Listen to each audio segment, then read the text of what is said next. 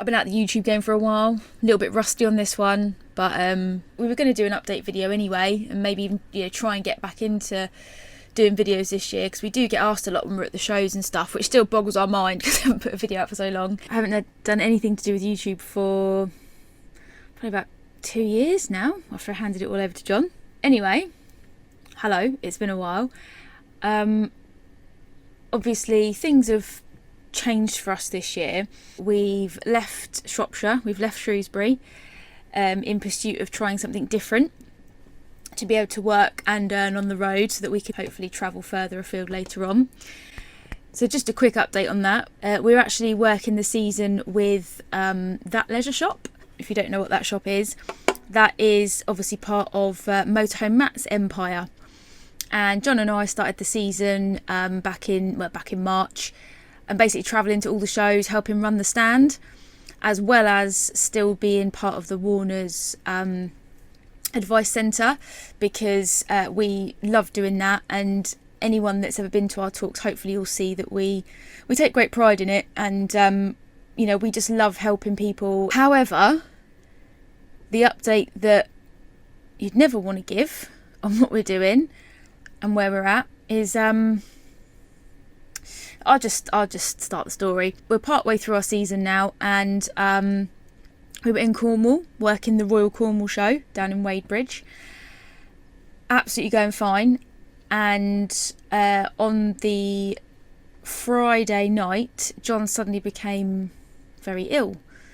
Shivering, but proper shivering. Then he was throwing up in the night.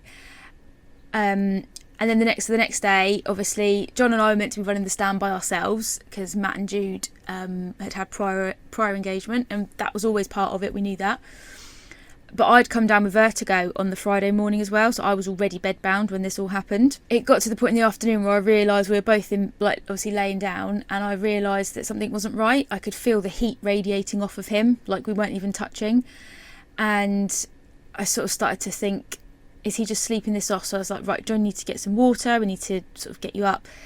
But it got to the point where I could wake him up, but he couldn't tell me where he was, he couldn't tell me what day it was, and he told me he knew who I was, but again, he couldn't tell me who I was. He was just completely confused, delirious. So you can imagine the scenes. I'm crawling around on my hands and knees because I've got really bad vertigo. I have to climb over him to get out of bed, because of the transverse bed, and I'm crawling around in the front of the van thinking, right, what do I do? I phoned up a friend in absolute just complete delirious myself, because obviously the room was spinning, and eventually I was like, am I being dramatic? And she was like, no, call 999. So I did, and basically I then said to Matt, who had to drive all the way back from Bristol that morning, bless him, we had to miss the wedding they were going to, had to leave Jude running the shop back at base, and you're just like, oh, this is all a nightmare. Anyway, I said to Matt, and he said, look, that's going to take ages, let me see if I can get a crew from the showground, because obviously St John Ambulance were there. And they came whipping over to the pop-up campsite across the road. You can imagine the drams, the curtain twitching, 'cause I probably would have been. I'd be like, oh, what's going on?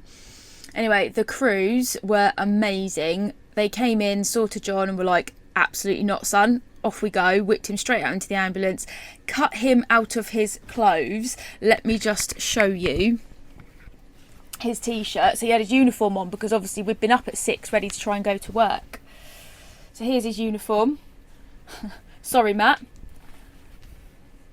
Hope that's not his only issued uniform for the season. There we go. Cut him out of all of that, and then took him away. And then the other crew who were in here seeing to me, one of them, she was like sat with the cats, because obviously the girls were up the front and they were amazing. They sat still. In fact, Millie was all over her like, oh, hello lady, giving her cuddles.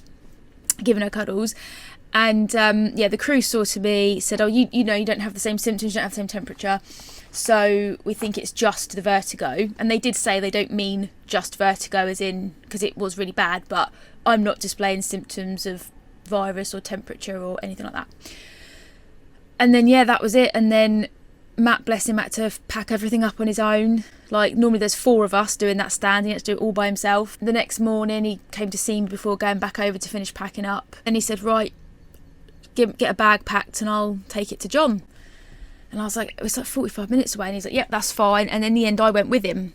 Although he did laugh because he was like, you didn't say a word on the entire journey. I was like, that's because I was concentrating on a fixed point and not passing out or throwing up or something. And he had to literally guide me into the emergency department. But we got to go and see John, which was such a huge relief to be able to see him, but he was not in a good way. But, you know, they were looking after him. It was brilliant. As time's gone on, we didn't know what was happening, didn't know what was wrong, but obviously they were still doing tests.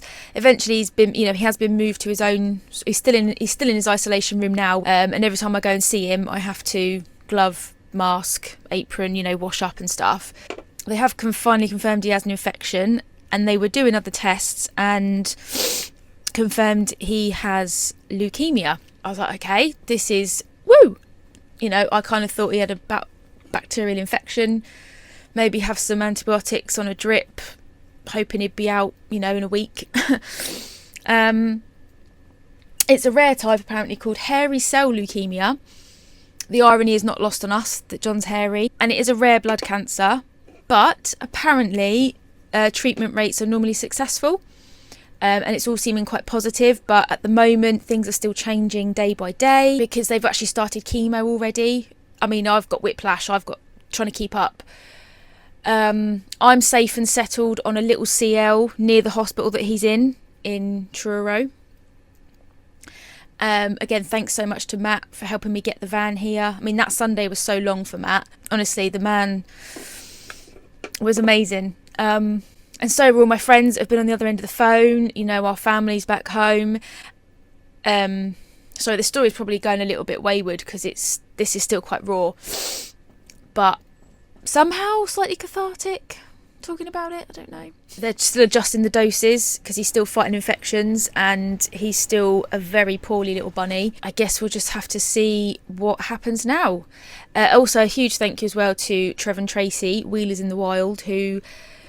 they dropped their plans and drove all the way down to here from Hampshire to come and stay with me for the week. And, you know, as much as I didn't want to put anyone else out, I got through that first week with them because they took my washing to the laundrette for me. Turbo Trev, as I like to call him with his new hip, drove my van, our motorhome, took it out, got LPG for me, got the girls to the vets because they had checkups due, quite important checkups due.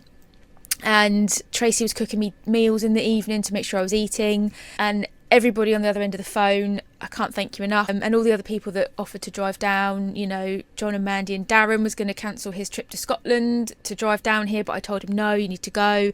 Obviously John was willing to drive down here, and I said no, thank you, but you know, you've got things going on.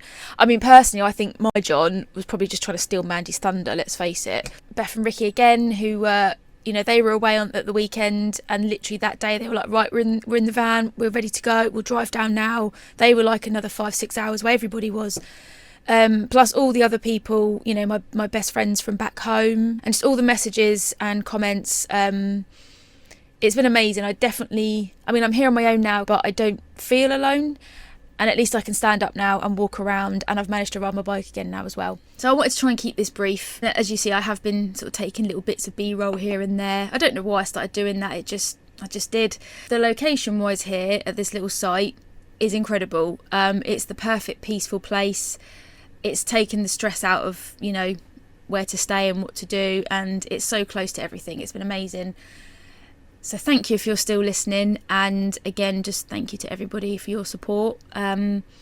We will get through this, and yeah, we've got a life to get out there and live, so we'll do it. That was so cheesy.